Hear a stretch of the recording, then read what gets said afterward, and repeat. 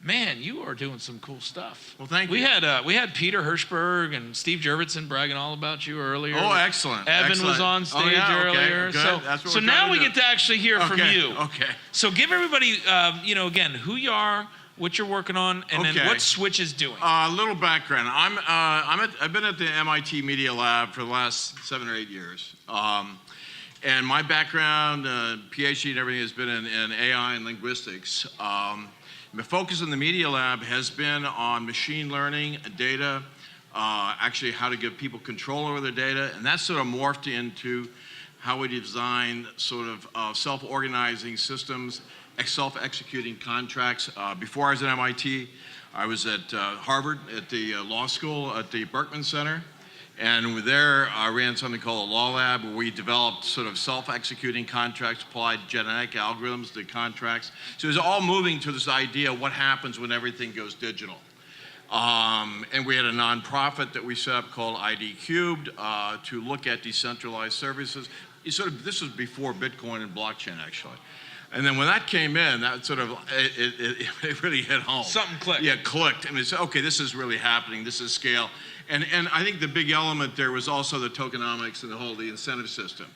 And at the same time, I've been talking to John Redpath, who runs a CEO of a private equity group here in Austin, and actually throughout, you may know these guys. And they're energy traders, and they've been involved in the energy markets. And they were looking at what was happening in renewables. And once they were bidding against Google, and Google was playing over market for energy. Why are they doing that? And Evan, who's a fellow So specifically, founder, so they were bidding over market for energy. Does that mean they were buying? They're playing above market. So why would they do that? If that was an uneconomic choice. But they weren't anticipating where the markets are going to go. So they're hedging for when it goes double where they were. Also hedging, they're recognizing that people are going to pay more to go green, and they're going to want to get the credits. So this is the future. So they're buying future contracts on things like what? Well, with this is so renewables. I think they were buying it on wind power, actually. Okay, wind. Okay, wind power. But they also what John was looking at is saying though, and Evans is a trader and is specialized in renewables, and we're seeing that the renewables market, what's happening in the technology, particularly in solar, the cost of solar is coming way down, the batteries are coming down, so it's really more cost effective right now to have solar rather than fossil. Yeah. But now if we look at the big issue that confronts us all, I mean, it's not something we like to focus on, but climate change is really here. And there's some recent studies that are coming out and saying, by the end of this century, we could have 5 centigrades. Yeah, I was just in Singapore, and I'm not sure if you've been to the cloud forest there. And so if you haven't been to Singapore, and I won't spend long on this, there's this beautiful indoor waterfall, and like you walk through, and it's like you feel like you're in a movie, and then you get to the bottom of it, and you just get really depressed. Because like at the bottom they have these clips, right? And it's just showing you what the next 60 years look like, and what 1 degree improvement and 2 degree, what it actually looks like. But then it's like inspiring again, because then they're like, but everything in here is sustainable. So you don't feel like a total degenerate walking out of there. You gotta have a positive narrative. And they didn't ask me for money, which was amazing. Like, I mean, I know you pay to get in, but it was like, I was waiting for so anyway, but it's scary stuff. You don't have to be a believer. You just have to wonder. You almost have to just wonder. The reality is, and then you're getting very high oscillations and destabilization of the climate. We're seeing that right now. Yeah. So the sine wave is sort of increasing and being compressed. So it's something we're going to have to do sooner. We got to deal it. We got to deal with it. Really fast. So our premise is that if you leave it the way it's going, it'll be another 20, 30 years, and you're only going to have like 10% penetration. So how can you accelerate the adoption? How can you take something and do the flip as quickly as you possibly can, particularly around solar, but other forms of sustainable? And what is the incentive mechanism to do that? And what we have right now, we have carbon credits, carbon RECs. The whole carbon market is very, very fragmented. It's not global. Yep. And it's politicized. It's very politicized. It's full of fraud. It's not verification. It's sort of the classic sort of opportunity for a decentralized intervention, because what you have is an inability to cut across all those different silos, all those special interests. But if you can create a verifiable credit, proof of production transition from fossil to sustainable, and you can validate that, then you're creating a new kind of class of asset that can be exchanged and used on a global basis. So I have the same incentive. I'm linked to reducing, say, fossil fuel in India, where they have a big, as I am here. We're all in it together. So how do you create a global incentive system? Part of this is, so that is so that you have, how do you replace? We complement the carbon credits, the REX market, but how do you create something that's more scalable, more easy, more verifiable, and eventually facilitate a transition, and not get caught into the political so that was the quote. That was the question you posited. That was the president. So Swytch is an invention, is a solution to the design of a token to incentivize that transition, and so we partnered with major players. There's a Black & Veatch, was one of the biggest energy infrastructure companies in the world, and another company called N-Dimension they work with to design a system, what we call an oracle. It collects the data and then allocates tokens in order to incentivize the most effective transition from fossil to sustainable. So let's talk about the tokenomics, and take this any direction you want. But on the tokenomics, you say there's an incentive and there's tokens. Are we talking about a payload token and a transaction token? Or are we talking about utility?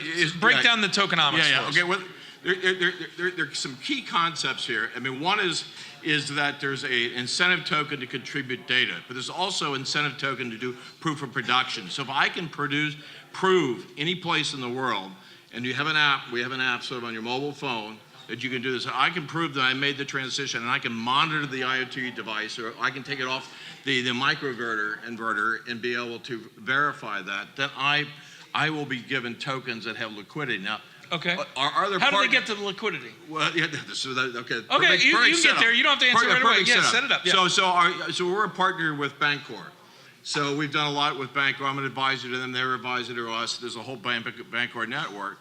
So it becomes a staking token that you're able to stake for the generation of other tokens. So what we've done is we have partnerships with major cities around the world. So we've done, and a lot of this is happening in Korea. So we've had early backers from Korea. Okay. They have they're big into Ether.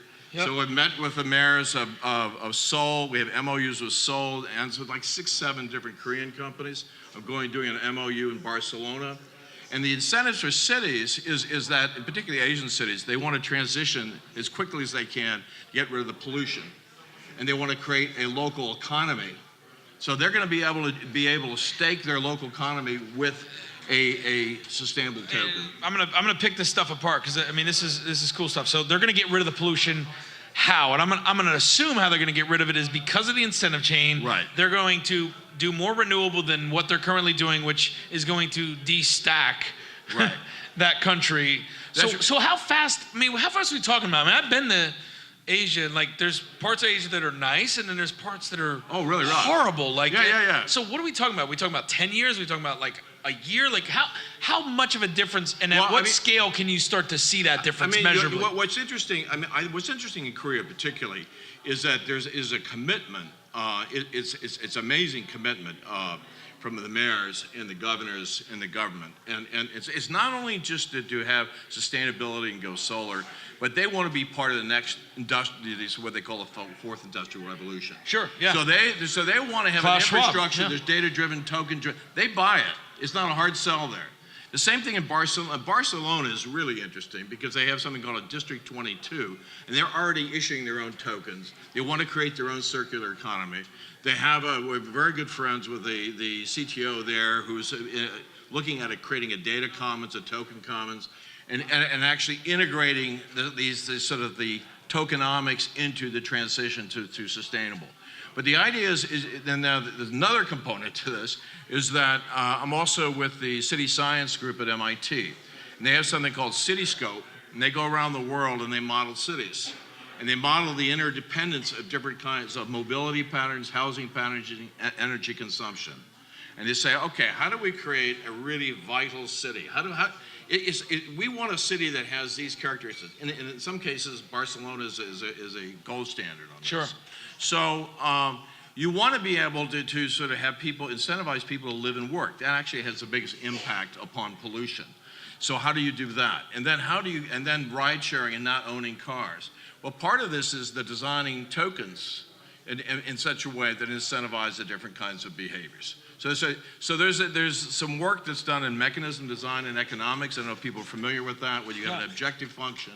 And so you're really, instead of talking about market clearing mechanisms, that you resolve everything to a price, you have multi-dimensions, and so you're actually saying it's like a Nash equilibrium. You're going to say, okay, how do I have these different parties, and how do I maintain this equilibrium? And this is where the AI learning comes in. Mm-hmm. So this is one of the things that I find very exciting. This is something that's being done by a company called N-Dimensional, so it's not just a bunch of academics. I mean, we have a lot of kids that do machine learning, but actually do scalable profession-grade production-level systems. So there you have an oracle that's learning and constantly improving upon itself and being able to collect more data, validate the data, and then be able to issue tokens that have the greatest impact. So there is this idea of a sort of a dynamic range rather than just a market clearing mechanism. I think is one of the real innovations. When I talk with people like you, I get like so hopeful for the future, right? Like I get beyond hopeful. I actually get like really convinced that we're going to be okay. So talk to me about the challenges that Swytch faces. Talk to me about, and I don't know what they are, but you know, you've mentioned markets overseas and things like that, and I think you've mentioned that primarily because that's where there's a need and a customer that's willing, but not so much because of regulatory things. But what are your challenges right now? There are huge challenges. What's in the way? Well, I mean, the good side is we're also, I mean, like a lot's going right. There's a lot of goodwill. There's the Energy Web Foundation that's been set up to cut out of the Rocky Mountain Institute. Yeah. And they're developing a whole blockchain platform that I think is very, very well informed. We're working with Parity, the Polkadot protocol. There's a lot of really interesting technology, but they also have a lot of the big players. And so they're creating a consortium platform, and we're partnering with them. So that's a great thing. I think that when you start to hit the problems, when you start to deal with utilities, and they are in the dark ages, they have a different set of incentives. So you're going to have to go around, and I think this becomes a political issue. In the U.S. in dealing with cities, it's much more difficult in the U.S. say than in Asia or other parts of the world. And is that just because we need it less? Well, is it back to necessity America doesn't do well with infrastructure. Maybe you just look around. Really? Yeah, that's right. I mean, the whole idea of creating a public space and being able to invest in a public space is become alien in a period of time. Now, what's interesting in California, we're doing a lot in California, because there's almost Californians say, we're breaking away. We want to create our own California coin.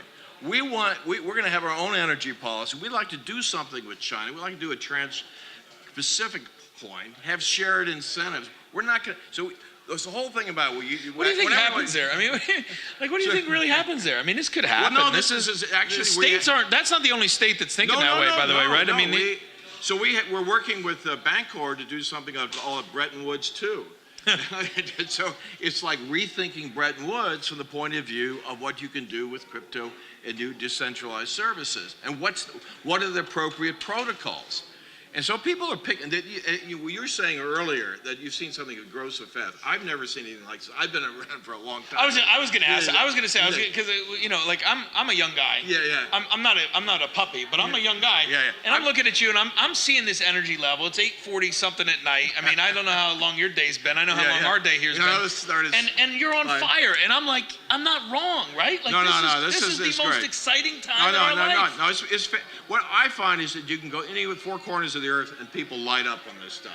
This is interesting stuff. And they connect the dots. It's like, and it's not in the academic world so much. No, it's everywhere. It's outside. It's everywhere. So I'm seeing all life. And it's really smart stuff. It is. So where the hell did that come from? You know. So you're engaging people in this, and you're getting a new kind of economic system. And I think a lot of the problems that you're having with market failures and bubbles and all that are now people are starting to deal with, and they're seeing solutions that you never thought solutions. So I'm very interested in the problem of who guards the guards. You know, how do you have that? But you can start to figure out how to design governance mechanisms to deal with these things. So they all are a part. But the Swytch token is really targeted at creating an incentive system. It's almost like a new global reserve currency. Yeah, I was just it's gonna, a provable asset. Yeah. So what is every system, every environment needs energy, right? Yeah. That's the base, and it's going to have to be sustainable energy. So we believe in that. We verify that's better than gold, right? And then from that, you can generate other kinds of currencies, and you don't have to offset it with debt. So talk about that though. So if we're talking about a reserve crypto or Right, anything, and we're talking about tying it to energy, Staking, right?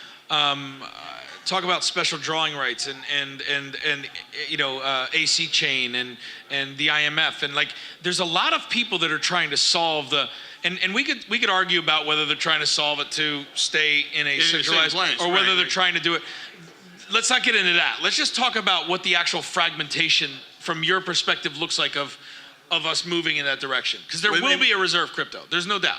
Oh, I think so. Well, I mean, so, or will it be multiple? Well, no, multiple. Okay. So I think the idea is you have networks and networks, you have blockchains and blockchains. It's not a monolithic system, right? And you have interoperable protocols and all that. So that's really.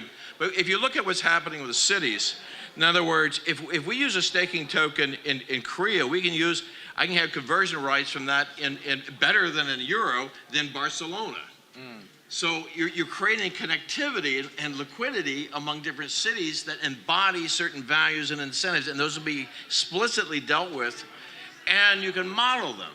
So there's an objective function on how to design this. You're not just throwing it against the wall. Yeah. You're actually, there's an analytic basis for this. So you flew in, you had a long day, you came here. I'm super appreciative that you're here. I know these guys are.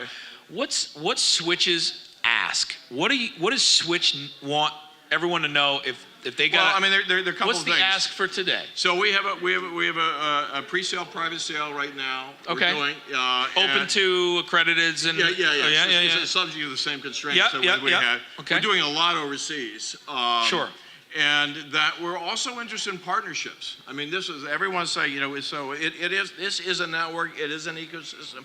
It's not something we're going to solve ourselves. And partners, give us a couple use cases. Who's a good partner that you'd love to have?